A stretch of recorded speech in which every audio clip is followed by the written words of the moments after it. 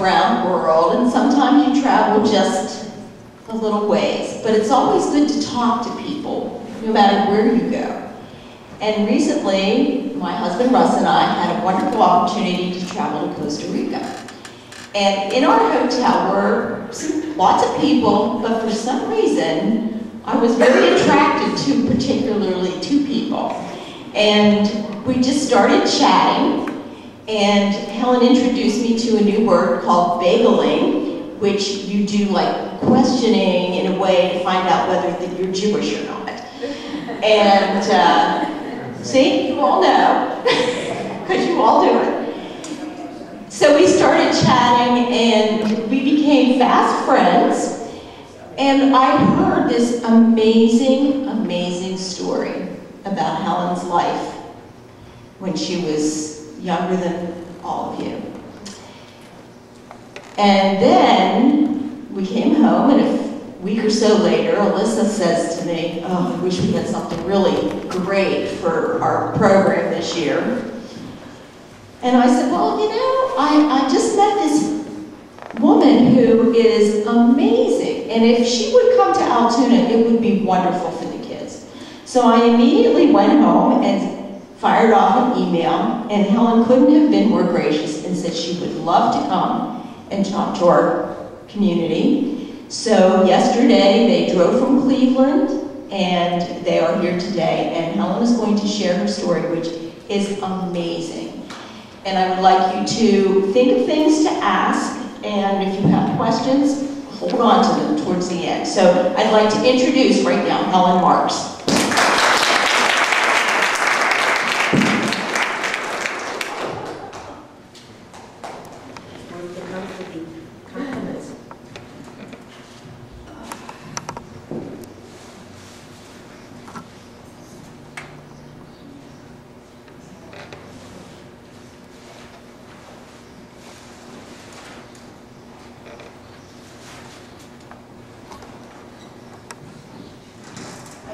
Start off with a quote, slightly mutilated, but from George Santayana, and it says, "Those who do not remember history are doomed to repeat it."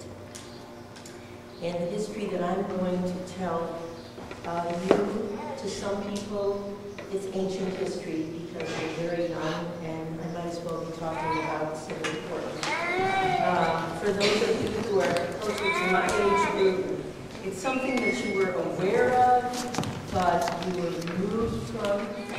Louder. Okay. Get the microphone. Get louder.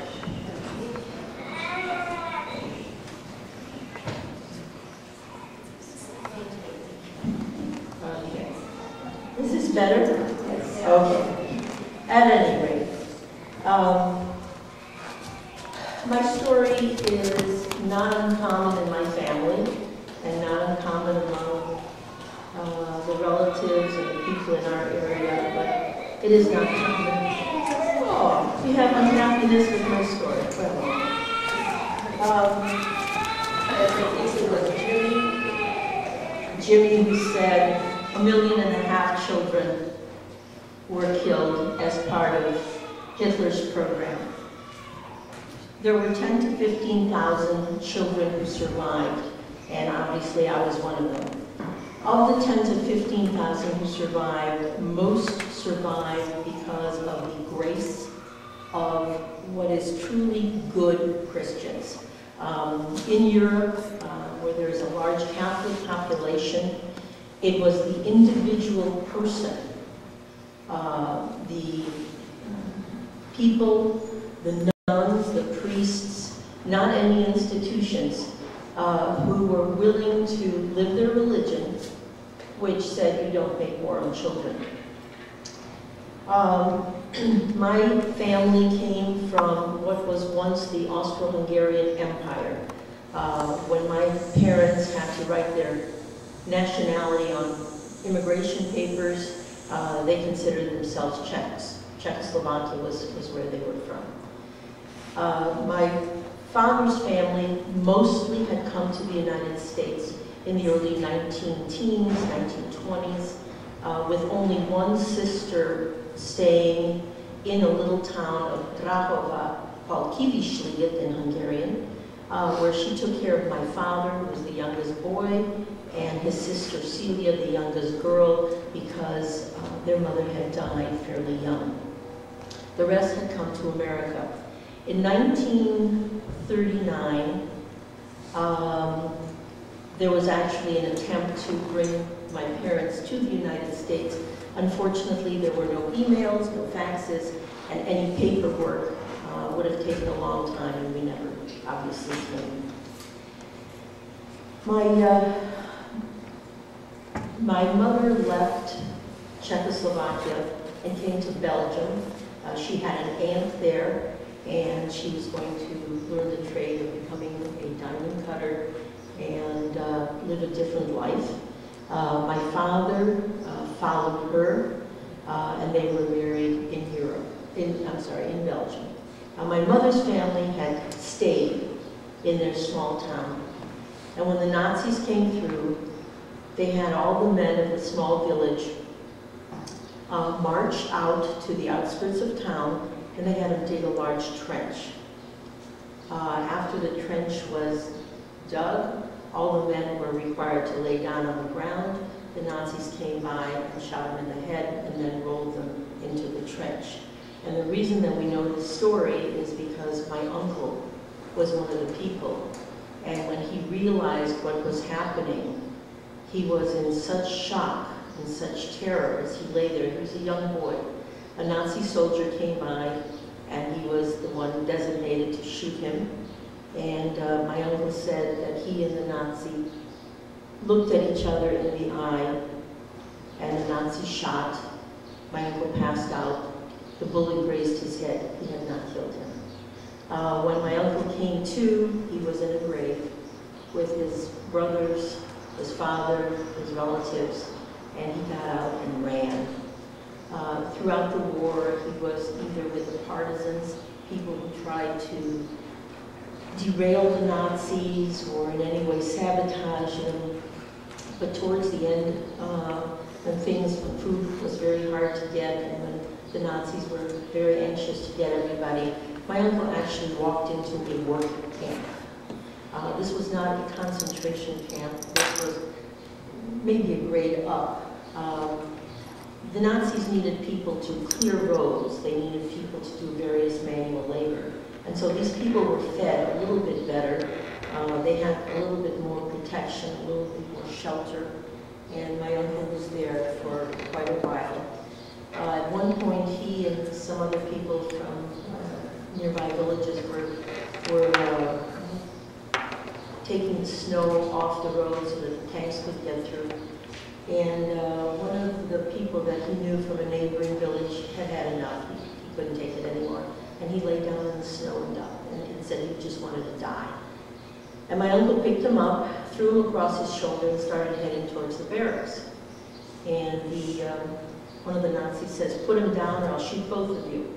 And my uncle turned around and looked at the Nazi and he said, "Nah, you're not going to shoot me. I'm strong. You need me."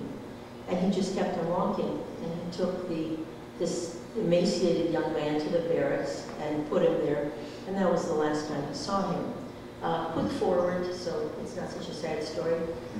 Many years later, my uncle, who lives in Cleveland, not far from us, is invited to a lovely bar mitzvah in Chicago, and he goes there, and it's a beautiful hotel, and everything is lovely, and he walks in, and his man comes up to him and says, "Do you know who I am?" And my uncle looks at him and says, "No, I don't." He says, "You were the one who saved me in the work camp those many years ago." And he brought him into the hall where there was the bar mitzvah, and he said, "This man saved me. I want a round of applause for him." So, one positive story. Anyway, the rest of my mother's family was taken to the various camps. The women and children were not assets in any way, and they were soon destroyed. All my aunts, uncles, cousins would have been relatives. Never had a chance to live. As I said, my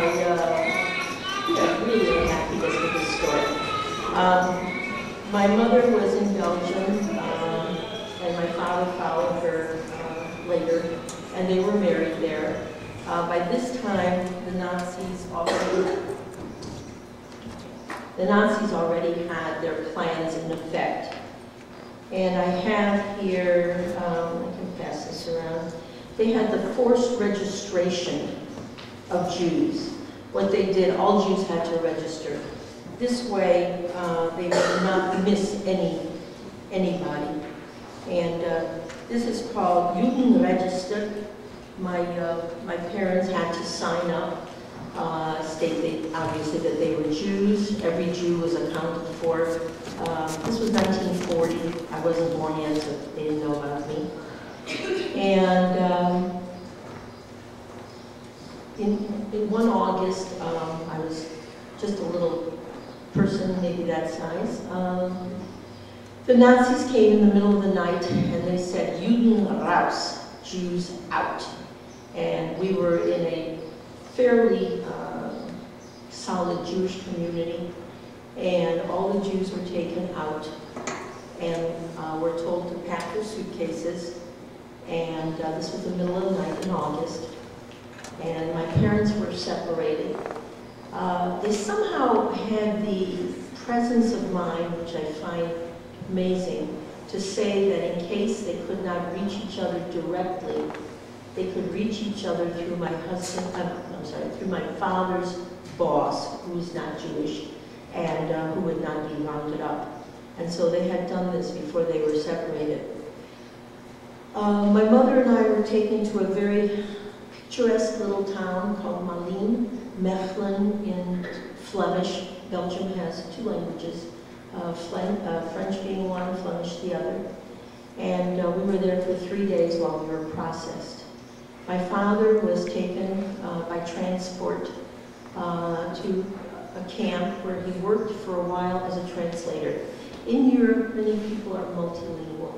The countries are so small, you end up having to be able to talk to the next country over or the country past that. So my parents spoke 8 or 9 languages.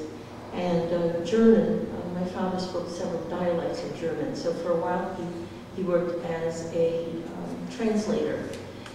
And then he was sent to Auschwitz. For those of you who are aware, this was one of the worst camps. Those who went to Auschwitz ended up with the numbers, a star, a triangle indicated you were Jewish. There were also people who were, in the Nazi estimation, defective, in any way had limitations, or they were political dissidents, or they were religiously unacceptable, and those people were there too. The Nazis were amazingly efficient, and we were in Belgium 2 years ago. We went to the Belgium Museum of Displaced Belgian Jews, and one of the young women there gave me a copy of the transport.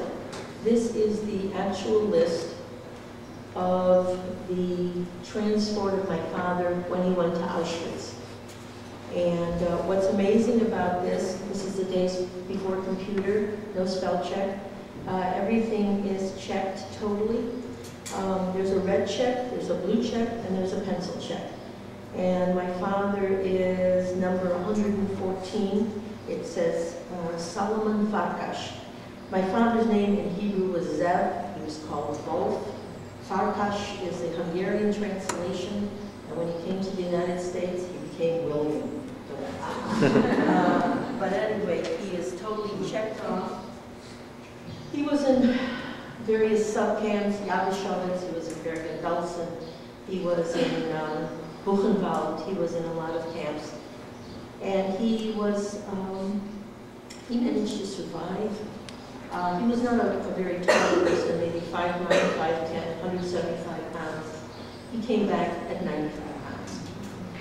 Meanwhile, while he was there, he managed to survive the lack of food, the hard conditions, cold, everything. And this is show and tell. This is the blanket that came with him from the camps. not made in China, by the way, so it's in good condition. And this is the only thing that protected him against the brutal cold of the various concentration camps. There's one worn spot and one other spot, but other than that, this is what prevented him from dying pretty much because of the cold. And I think show and tell is important because there are so many people who deny the Holocaust and who say it never happened. And my responsibility and my purpose is to make sure people know, especially young people, it did happen. I am one of the younger survivors because most of the older ones have died. I was a hidden child, as Julie and somebody mentioned, and we are among a few who survived and who are obligated to make people remember. While my father was in concentration camp, they had a policy that needed to work. So they did have a hospital, and so if something was wrong, a worker could go to the hospital. They wanted to make sure nobody was what they call gold bricking, which means, you know, faking it or trying to get away with not working. So with no warning, periodically they would come in, take everybody who's in the hospital, and take them off to the crematoriums, and that was the end of them. My father had actually broken his arm working in a coal mine. One of the guards somehow had a little kindness in him and warned him that they were coming through the hospital. My father took a tin can and a piece of wire, wrapped up his arm, and went back to work. He survived through all the years. In 1944, wait, back up one story. At one point, when things were really, really bad, he decided that he couldn't take anymore. And he was going to put the blanket over his head and walk into the electrified fence. Some of the people did this. It was suicide. It was they had enough. And my father was ready to do that. It was one of the few stories that he shared with us. And he had seen me when I was less than a year old. And as he's thinking of walking into the fence to be electrocuted, he sees me under a chuppah. A chuppah is a Jewish wedding canopy. To have the imagination to imagine a 9-month-old kid under a chuppah was quite remarkable, and that prevented him from committing suicide. I always said it was a deal with either God or the devil, because I was married on July 1st, 1962. My father died November 23rd, 1962. He had seen me under the chuppah. At any rate, he survived till 1944, when the Nazis themselves knew that the war was not going to go their way, and so they weren't as careful about watching the prisoners. My father and a friend of his, the only name I knew was Sandik, escaped on a work detail. They managed to somehow slip under piles of leaves. They were not spotted, they were not caught, and they managed to make their way back to Belgium. And there, Sandik looked for his wife and child. After 6 months, he realized that they were gone, and one day he went to bed and decided there was no point in fighting anymore. He had fought to survive all this time, and the next morning they found him dead. Meanwhile, my mother and I were, as I said, in this small, quaint little town called Malines, and we were being processed by one of the Nazi camp commanders. We were there for 3 days, no food, no water, although my mother always said I was born lucky, and one of the Nazi guards gave my mother a hard-boiled egg for me.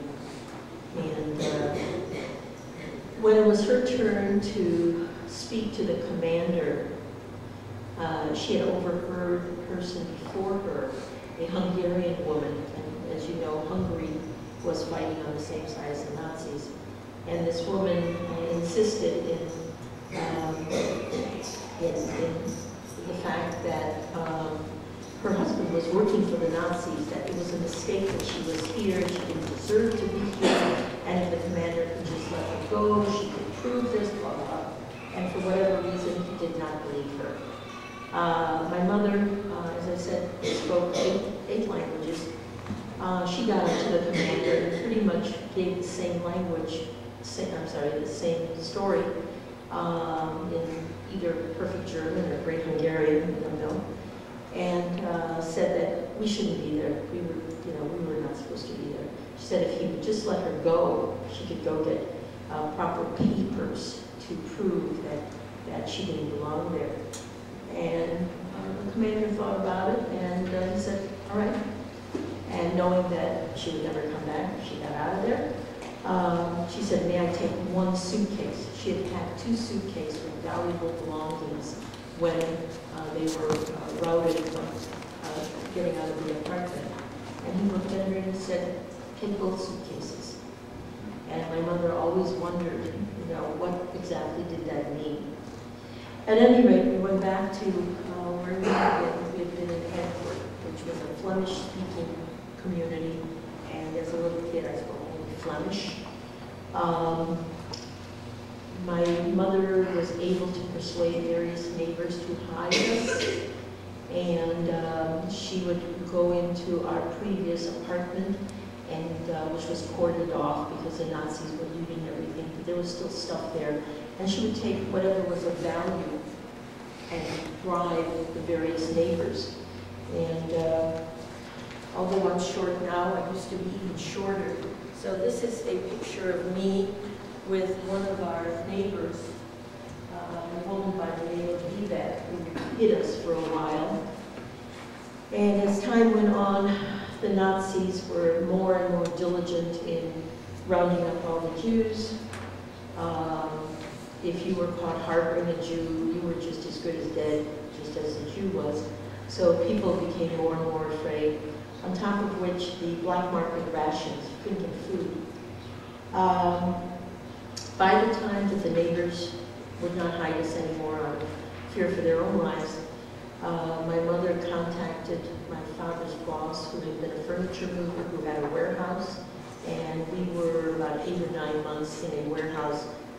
No heat, no running water, very little food, and things were beginning to look more and more bleak. My mother just didn't know what she was going to do because I got sick. We obviously couldn't go to a doctor, couldn't get medicine. And at this time, there was an interesting happening. There was a Catholic family by the name of Delphos, who lived in a very small town, one main dirt road. And the Delphos family was, they were good Catholic people. There was the mother and the father and the 17-year-old daughter. The 17-year-old daughter, Gilbert, was studying to be a midwife. That was a very honorable and useful profession in Europe. And she was working at a Catholic hospital. She worked with a nun. The chief or head nun was a Sister Rose. And somehow Sister Rose knew a man who was married to our cousin. This is one of those complicated things. Our cousin was Jewish. Sam was not. He was a Hungarian. Sam and our cousin were not rounded up because obviously if she's married to Sam, she's not Jewish. She wasn't rounded up. She was okay. And Sam could travel. He did not have to wear the yellow star. Sister Rose knew Sam somehow, and they both met. Sister Rose knew Gilbert, and Gilbert said that her family was willing to take in a Jewish child. They lived out in the countryside where things were a little calmer, a little bit more peaceful, less Nazis wandering through. And I was not the first choice. There was a family that had a little girl. The father was a tailor. At the last minute, the parents decided that they could not part with their child, and so she was not given to the Delphos family, and I was second choice. And that family is probably all gone, and I'm not. My mother took me stealthily and carefully to the Delphos family, And when she got there, with the help of somebody else who spoke both Flemish and French, she asked, did they speak any Flemish? And the father said maybe 4 or 5 words, and that was it. So my mother, without explanation, left me with a family that did not speak my language, and I did not speak theirs, and she left. I was to be with the Delphos family for almost a year at that time. And 2 years ago, we went back to visit. I've kept in touch with that family for more years than I care to admit to. And I asked Gilbert, I said, how did we talk? I mean, I said this in French. I said, how did we communicate? I spoke no French, you spoke no Flemish. And she said, Maman cried every night till you learn to speak French. And so they took very good care of me. They became my mommy and my daddy, and this was my big sister. They protected me.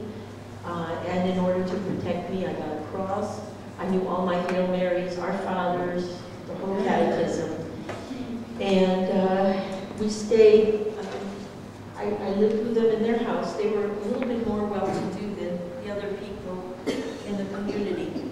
They had a house with a little general store next to them and a barn next to that. But they also had a concrete pad in front of their house. Most of the place had dirt roads and dirt. Whenever a tank came through, whether it was a Nazi tank, whether it was a British, Canadian, American tank, the lead tank always wanted that concrete pad. And so we had Americans on there of whom I was terrified because they chewed bubble gum and blew bubbles which exploded, and I ran and hid and I wouldn't come out. I had fear of all the soldiers. One time when the Nazis came through, we did the sensible thing and we all went to hide. They didn't have basements, the way you think of basements. They had dirt cellars. And if any of you have ever done gardening where you put your face down close to wet dirt, you know the smell of wet dirt. It is one of the deepest senses that I have. The smell of wet dirt will never escape me. Maman, et papa, et Gilbert, et moi, and one of the neighbors down the way who had come. We saw the Nazi tanks coming. We all went and hid in the dirt cellar and locked the cellar from the inside. One of the Nazis decided that there might be some wine. These people made their own wine. It was very good stuff, apparently. And he took his rifle butt and decided to break down the door. And we held our collective breath till, fortunately, one of my superior officers came and told him to get out of there. One of my oldest memories, I was 2.5 years old.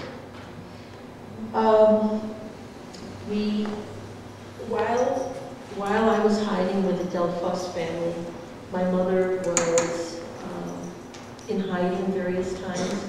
5 separate times had she been where she was supposed to have been, she would have been caught and killed. One of the times she actually crossed the Battle of the Bulge, which was one of the biggest battles of World War II. She was stopped by a combined force of Americans, Canadians, and English. And she did not speak any English. One of them thought they should shoot her because she's obviously a spy, because the same person would be in the middle of a battle. Another one said, you know, let her go, she's going to get killed anyway. She had shown them my picture to say that she was trying to come and see me. And meanwhile, the family that I lived with, the father worked in a print shop, and through a variety of ways, he managed to get her a fake ID paper. This is a copy of that. It said they gave her a name that was from Luxembourg, because even though she spoke, by this time she spoke some French, they decided that her accent wasn't clean enough for being Belgian, so they made her Bertha Lagasse from Luxembourg. And she ended up being the housekeeper for a German couple. And I always point out the difference between German and Nazi. They were Germans, they were not Nazis. He was a photographer, and they had all sorts of wonderful pictures that he took, including some 1945 when the troops came through and liberated everybody. When my father came back to where we had lived, that area was all bombed out, and he thought that his family was destroyed. Luckily, he got hold of his boss, the go-between, and he knew where my mother was, and when I was almost 5 years old, I got to meet my father. He never talked much about the war. There were 2 or 3 stories, and the rest were not to be spoken. In 1947, the paperwork finally came through for our coming to the United States, and my mother told me that we would only come for 2 weeks because I was not getting aboard a ship and leaving my mama and papa. And unfortunately, for me at the time, she totally lied, but we came to the United States October 7th, 1947. And we came with a lot of fears. It took many, many years to get over seeing a blackout shade in an airplane at the same time, and not reacting by running to the closest building and jumping into a fetal position so you didn't get killed. We were used to still the sound of the V-1 and V-2 rockets that Hitler had fired in last-ditch efforts, and I heard that noise and I would run. There were many other sounds that came with us to the United States.